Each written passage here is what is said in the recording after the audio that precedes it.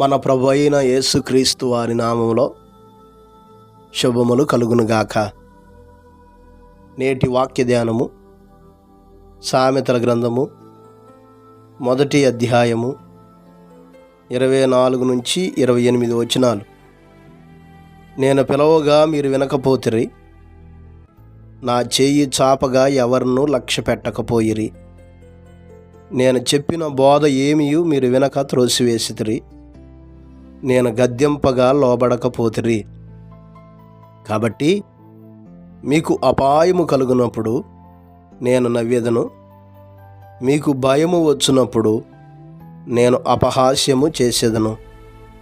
భయము మీ మీదికి తుఫాను వలె వచ్చినప్పుడు, సుడిగాలి వచ్చినట్లు మీకు అపాయము కలుగునప్పుడు, మీకు కష్టమును దుఃఖమును ప్రాప్తించినప్పుడు నేను అపహాస్యము చేసేదను.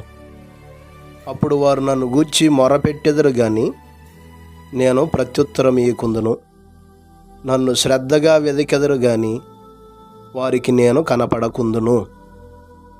ప్రియులారా, ఈ చదవబడినటువంటి వాక్య భాగమును బట్టి నేటి మన ధ్యానాంశము దేవునిని నిరాకరించువారు.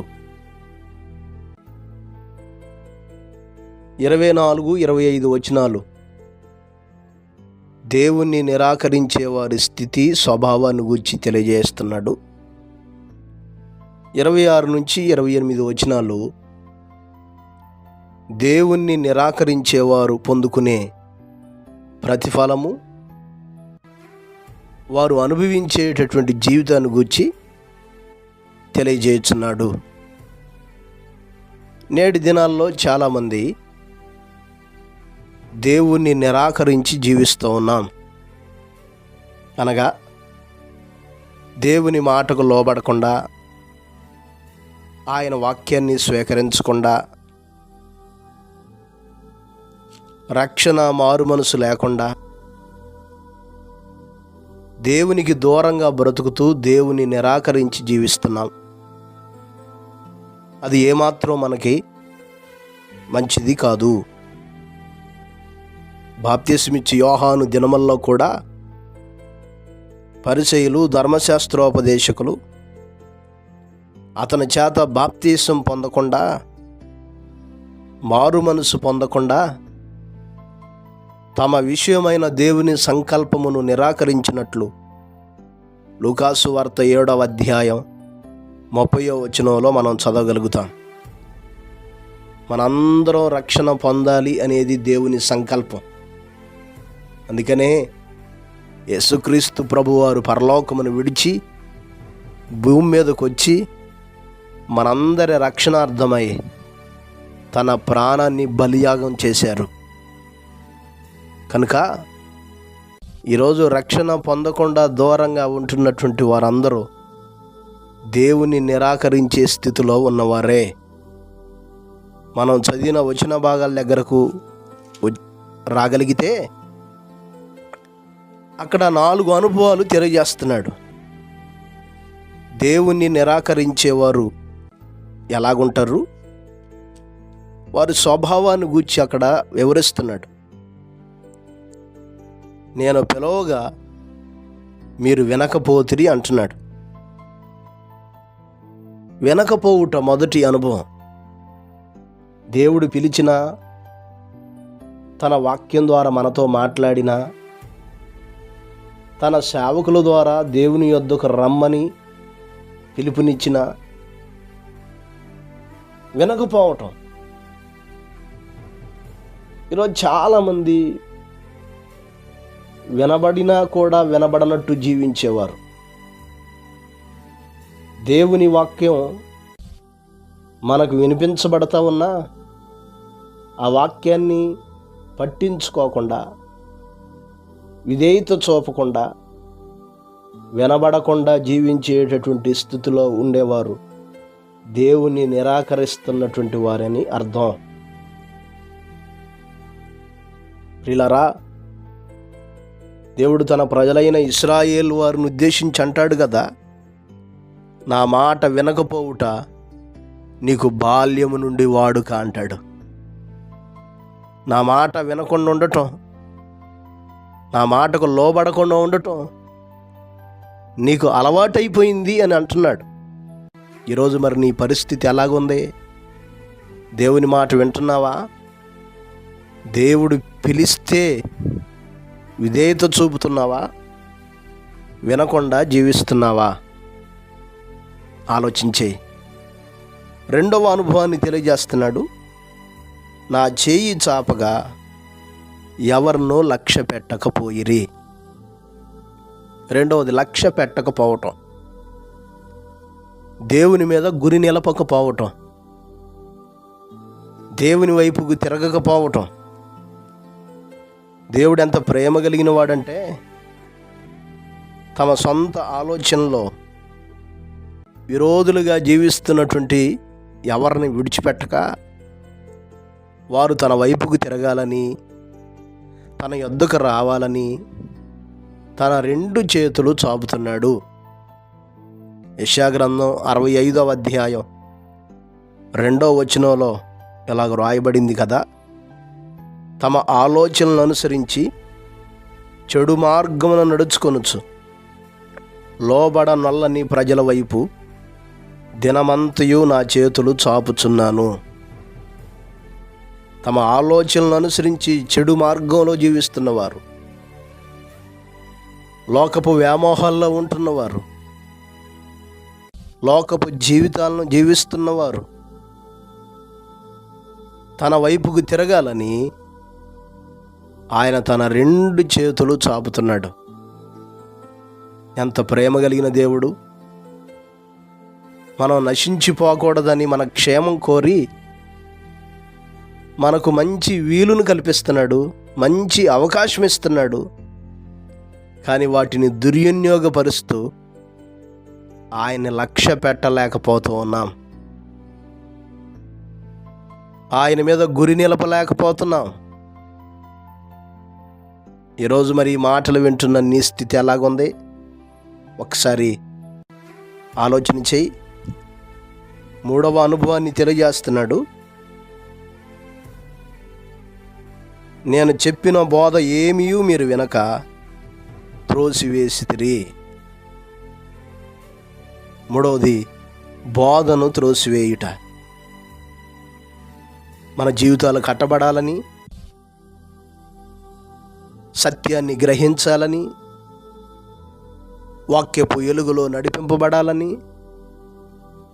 మంచి చెడుల వివేచన కలిగి జీవించాలని, చెడ్డవాటిని విడిచిపెట్టి మంచి వాటిని హత్తుకోవాలని, కీడుని విడిచి మేలు చేయాలని, అసత్యాన్ని విడిచి సత్య సంబంధులుగా ఉండాలని, మన మేలు కోరి, మన క్షేమం కోరి మనం మన కుటుంబాలు కట్టబడాలని దేవుడు బోధిస్తూ ఉంటే ఈరోజు బోధకు లోబడక బోధను త్రోసివేసేటటువంటి స్థితి మంచిది కాదు. సామెతల గ్రంథం మొదటి 6 అధ్యాయాలు మనం చదువుతూ ఉన్నప్పుడు తండ్రి తన కుమారుడికి ఉపదేశిస్తున్న ఉపదేశం వల్లే దేవుడు మనతో మాట్లాడటం మనం చూస్తుంటాం. 4వ అధ్యాయం 2వ వచనం చదివితే, నేను మీకు సదోపదేశము చేసేదను, నా బోధను త్రోసివేయకుడి. నా తండ్రికి నేను సుకుమారుడిగా ఉంటిని, ఆయన నాకు బోధించుచు నాతో ఇట్లా నేను, నీ హృదయం పట్టుదలతో నా మాటలను పట్టుకొన నిమ్ము. ప్రేమైన దేవుని బిడ్డలారా, దేవుడు మనతో మాట్లాడుతున్నాడు. నీ హృదయంలో నా మాటలకు అవకాశం ఇవ్వు, నా బోధకు అవకాశం ఇవ్వు. నా బోధను త్రోసివేయద్దు. దేవుడు ఈరోజు అద్భుతంగా మనతో మాట్లాడుతున్నాడు. మనం మన కుటుంబాలు బాగుపడటానికి, సరిదిద్దుకోవటానికి, సరి చేసుకోవటానికి, సత్య సంబంధులుగా నడుచుకోవటానికి, ఆయన ఆలోచన ఎరిగి జీవించడానికి అవసరమైనటువంటి బోధ ఎంతో మనతో మాట్లాడుతున్నాడు. కానీ బోధను త్రోసివేస్తూ ఆయన్ను నిరాకరించే జీవితాలు అంత క్షేమకరమైనవి కావని మనం గుర్తెరగాలి. గ్రహించాలి. నాలుగవది తెలియజేస్తున్న మాట, నేను గద్దింపగా లోబడకపోతిరి. దేవుడు గద్దిస్తే లోబడలేకపోవటం, నువ్వు నడిచే మార్గం మంచిది కాదని మనల్ని గద్దిస్తున్నప్పుడు, హెచ్చరిస్తున్నప్పుడు, నువ్వు చేసే పనులు మంచివి కాదని, నువ్వు అనుసరించే విధానం బాగలేదని, అది నీకు క్షేమం కాదని, ఆ మార్గంలో వెళితే నీకు మేలు కలగదని, దేవుడు ఏ ఏ విషయాలను గురించి, మన ప్రవర్తన విషయంలో, మన నడక విషయంలో, మన జీవిత విధాన విషయంలో, మన చర్యల విషయంలో, వ్యక్తిగతంగా కుటుంబపరంగా మనతో మాట్లాడుతున్న అన్ని అనుభవాల్లో మనలను హెచ్చరిస్తూ మనల్ని గద్దిస్తున్న అన్ని అనుభవాల్లో ఆయనకు లోబడాలి కదా. కానీ ఈరోజు చాలామంది ఆయన గద్దింపునకు లోబడక దేవుని నిరాకరిస్తున్నారు. గద్దింపును గూర్చి అత్యద్భుతంగా సామెతల గ్రంథంలో చాలా విషయాలు రాయబడ్డాయి. ఇంకా మనం ముందు ధ్యానాల్లో వాటిని ధ్యానం చేస్తాం. మీరు ఇదే అధ్యాయం 30వ వచనం చదివితే, నా ఆలోచన విననొల్లకపోయిరి, నా గద్దింపును వారు కేవలం తృణీకరించిరి. ప్రియులారా, ఈ మాటను మనం ఆలకించగలగాలి. నా ఆలోచనలను తృణీకరించారని నేను గద్దింపగా నా గద్దింపును కూడా వారు తృణీకరించి జీవిస్తున్నారని దేవుడు మాట్లాడటం మనం చూస్తున్నాం. దేవుని నిరాకరించేటటువంటి జీవితాలు కలిగినటువంటి వారి జీవితాలు ఉండే స్వభావం ఇటువంటిది. వినకపోవటం, లక్ష్య పెట్టకపోవటం, బోధన త్రోసివేయటం, గద్దింపునకు లోబడలేకపోవటం. ఈ 4 లక్షణాలు ఎవరిలో ఉంటాయో, వీటిని అనుసరించేటటువంటి వారు ఎవరైతే ఉంటారో వారు దేవుని నిరాకరించి దూరంగా ఉన్నటువంటి వారని అర్థం. ఈ మాటలను ఆలోచించేయాలి, పరిశీలన చేయాలి. నువ్వు దేవుని నిరాకరిస్తున్నావంటే నువ్వు క్షేమాన్ని పోగొట్టుకుంటున్నావని అర్థం. నువ్వు దేవుని నిరాకరిస్తున్నావంటే ఒక మంచి భవిష్యత్తు నువ్వు కోల్పోతున్నావని అర్థం.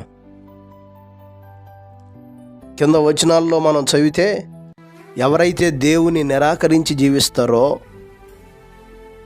ఆయన పిలిచినప్పుడు వినకుండగా, చేతులు చాపినప్పుడు లక్ష్య పెట్టకుండగా, బోధకు త్రోసివేసి గద్దింపునకు లోబడకుండా జీవించే విధానంలో ఎవరైతే ఉంటారో వారి మీదకి భయంకరమైనటువంటి ఆపద రాబోతుంది, లేక అపాయం రాబోతుంది. కింద వచనాల్లో మనం చదువుతాం కదా, మీకు అపాయము కలుగునప్పుడు నేను నవ్వెదను, మీకు భయము వచ్చినప్పుడు నేను అపహాస్యము చేసేదను. ఆ అపాయము, ఆ భయం కూడా ఎలాగొస్తుందంటే తెలుసా? తుఫాను వలె, సుడిగాలి వలె వస్తాయి. దేవుని నిరాకరించే వారి జీవితాల్లో అపాయము, భయము ఆవరిస్తాయి. అవి ఏం తీసుకొస్తాయి? కష్టాన్ని, దుఃఖాన్ని, వేదనను, చాలా ఇబ్బంది కలిగినటువంటి పరిస్థితులు నీకు కలుగజేస్తుంది. ఈ మాటలు వింటున్న ప్రియమైన దేవుని బిడ్డలారా, ఆలోచించేయాలి. ఈరోజు భయం గుప్పిట్లో జీవిస్తున్నవారు, అపాయములో ఉంటున్నటువంటి వారు, కష్టాన్ని, దుఃఖాన్ని, వేదనను అనుభవిస్తున్నటువంటి వారు పరిశీలన చేయాలి. ఎందుకు ఇవి నీకు సంభవిస్తున్నాయి తెలుసా? నువ్వు దేవుని నిరాకరించి దేవునికి దూరంగా ఉన్నావు. దేవుని నిరాకరించే స్థితిలో నీవు ఉన్నావు. అందుకే నీకు ఆ స్థితి ఏమో ఒకసారి ఆలోచన చేయి. లేఖనాల్లో మనం చాలామంది జీవితాలను మనం పరిశీలిస్తాం.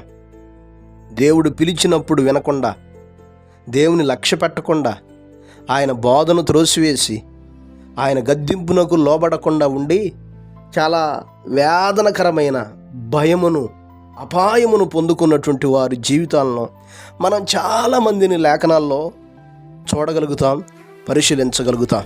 మొదటి రాజుల గ్రంథం 11వ అధ్యాయంలో రాజైన సొలొమోను గురించి అక్కడ రాయబడింది. సొలొమోను అన్ని విషయాల్లో దీవించబడ్డాడు, గొప్పగా ఎదిగాడు, పేరు ప్రఖ్యాతులు గొప్పతనాన్ని సంపాదించుకొని ఉన్నాడు. అతని దినాల్లో అసలు యుద్ధము అనేటటువంటి మాటే, శత్రువు తన మీదకు వచ్చినటువంటి మాటే వినబడినటువంటి దాఖలాలు లేవు. కానీ అన్ని విషయాల్లో గొప్ప చేయబడినటువంటి తర్వాత దేవుడు ఎవరితో స్నేహం చేయొద్దన్నాడో, ఎవరితో సహవాసం చేయొద్దన్నాడో అదే స్త్రీలతో సహవాసం చేసి సంబంధం పెట్టుకొని మోయాబీయులు, ఎదోమీయులు, అమ్మోనీయులు, సీదోనీయులు, హిత్తీయులు ఆ స్త్రీలను పెళ్లి చేసుకోవటం, వారిని మోహించి వారితో పాపం చేయటం, సొలొమోను వీటన్నిటిని జరిగిస్తాడు. చివరికి ఆ స్త్రీలను సంతోషపరచడం కొరకు బలిపీఠాలు కట్టిస్తాడు. ఆ బలిపీఠాల మీద అన్య దేవతారాధన చేస్తాడు. అలాగ జీవిస్తున్నటువంటి సమయంలోనే దేవుడు సొలొమోనుతో మాట్లాడతాడు, హెచ్చరిక చేస్తాడు, గద్దిస్తాడు, తన వైపుకు తిరగమని బోధ చేస్తాడు. మీరు 11వ అధ్యాయం 10వ వచనం చదివితే, నీవు ఇతర దేవతలను ఎంబడింపవలదని అతనికి ఆజ్ఞాపించినను సొలొమోను హృదయము ఆయన యొద్ద నుండి తొలగిపోయెను. యెహోవా తనకిచ్చిన ఆజ్ఞను అతడు గైకొనకపోగా యెహోవా అతని మీద కోపగించెను. ప్రియులారా, ఒక్కసారి కాదు, 2 సార్లు దేవుడు ప్రత్యక్షమై సొలొమోనుతో మాట్లాడాడు. నాయనా సొలొమోనా, నువ్వు నడిచే జీవితం బాగలేదయ్యా, నువ్వు ఇతర దేవతలను వెంబడింపొద్దయ్యా, అటువంటి ఆ స్త్రీలను, ఆ విధి విధానాలను మార్చుకో, సరిచేసుకో అని ఆజ్ఞాపించాడు, బోధించాడు, గద్దించాడు. సొలొమోను వినలేదు, లోబడలేదు. అందుకని దేవుడు అతని మీదకి శత్రువులను లేపాడు, శత్రువులను పురికొల్పించాడు. 14వ వచనంలో హదాదు అనేటటువంటి ఒక వ్యక్తిని లేపాడు. 23వ వచనంలో రెజోనును లేపాడు.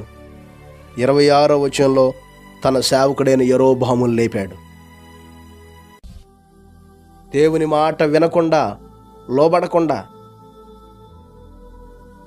దేవుడు హెచ్చరించినప్పుడు, గద్దించినప్పుడు విధేయత చూపకుండా జీవించిన విధానాన్ని బట్టి అతని మీదకి శత్రువును లేపాడు.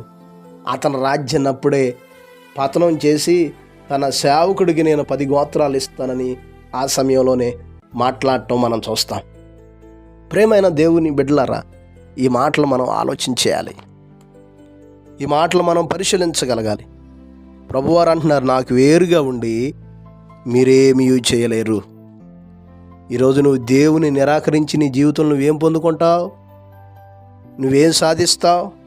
నీ జీవితంలో భయము, అపాయము, కష్టము, దుఃఖం తప్ప మిగిలేదేమీ లేదు. నువ్వు దేవుని నిరాకరించి దూరంగా ఉంటున్నప్పుడు దేవుడు ఇక్కడ అంటున్నాడు కదా, నాకు మొరపెట్టినా నేను వారికి ప్రత్యుత్తరం ఇవ్వను, వారు నన్ను శ్రద్ధగా వెదికినా నేను వారికి కనబడను, దూరంగా ఉంటాను అంటున్నాడు. ప్రేమైన దేవుని బిడ్డలారా, ఇటువంటి దుస్థితి మనకు సంభవించకుండా భయంకరమైన అపాయము, భయము మనల్ని ఆవరింపక ముందే మనం సరిచేసుకుందాం. దేవుని మాట విందాం, ఆయన మీద గురి నిలుపుదాం, ఆయన బోధకు విధేయత చూపుదాం. ఆయన మనల్ని గద్దిస్తున్నప్పుడు లోబడి ఆ గద్దింపును స్వీకరిద్దాం. ఎందుకంటే ఆయన ప్రేమ కలిగిన వాడు. మనం పాడైపోకూడదనే మనకు బోధ చేస్తున్నాడు, గద్దిస్తున్నాడు, మనతో మాట్లాడుతున్నాడు. అది మన క్షేమం కొరకే, మన మేలు కొరకే. కనుక ఇట్టి మాటలో యోచించేద్దాం, మనం పరిశీలించుకుందాం. దేవుని నిరాకరించి ఎంతకాలం దేవునికి దూరంగా ఉంటాం, ఆ స్థితిని సరిచేసుకొని దేవుని వైపు తిరుగుదాం. మీరు నా మాట వినట్లయితే, నా మాటకు లోబడగలిగినట్లయితే భూమి యొక్క మంచి పదార్థములు అనుభవించదురని లేఖనాల్లో దేవుడు మనతో మాట్లాడుతున్నాడు. కనుక ఈరోజు ఆయన మనల్ని పిలుస్తుంటుండగా ఆయన మాట విని ఆయన మీద గురి నిలిపి ఆయన బోధన స్వీకరించి ఆయన గద్దింపునకు లోబడితే మనం శ్రేష్టమైన రక్షణ భాగ్యాన్ని పొందుకుంటాం. భూమి యొక్క ఉన్నతమైన శ్రేష్టమైన ఫలములను అనుభవిస్తూ ఉన్నతమైన ఆశీర్వాదాన్ని మనం పొందుకోగలం. అట్టి కృప దేవుడు మనకు దయచేయును గాక. పరిశుద్ధుడైన మా దేవ, గొప్ప కాపరి, అపారమైన మీ ప్రేమను బట్టి మీకు స్తోత్రాలు, వందనాలు నాయన. ఈ సమయంలో మీరు మాతో మాట్లాడారు తండ్రి. అయా, మిమ్మల్ని నిరాకరించే జీవితం ఎంత దుర్భరమైనదో, అయా ఎంత భయంకరమైనటువంటిదో మీరు మాతో మాట్లాడారు తండ్రి. మా ప్రియులైన బిడ్డల్లో ఎవరు అలాగ ఉండకుండా మీ మాట వినటానికి, లోబడటానికి, మీ మీద గురి నిలిపి మీ గద్దింపునకు విధేయత చూపగలిగే భాగ్యమును దయచేయమని ప్రార్థిస్తున్నా. అయా, మీకు వేరుగా ఉండి మేమేమీ చేయలేమని, మేమేమీ పొందుకోలేమని మీరు మాతో మాట్లాడారయ్యా. ఈరోజంతా మీ సన్నిధిని తోడుగా ఉంచండి. ప్రతి నీ బిడ్డను జ్ఞాపకం చేసుకోండి. మీరు దర్శించి బలపరిచినైన కృపాక్షేమములు విస్తరింపచేస్తూ మీ దేవులతో నింపమని యేసు నామమున అడిగి వేడుకొనుచున్నాము తండ్రి. ఆమెన్. మన పరమ తండ్రి అయిన దేవుని ప్రేమయు, మన రక్షకుడును ప్రభువు అయిన యేసుక్రీస్తు వారి యొక్క కృపయు, పరిశుద్ధాత్మ దేవుని నిత్య సహవాసము సదా మనందరికి తోడయ్యుండును గాక. ఆమెన్.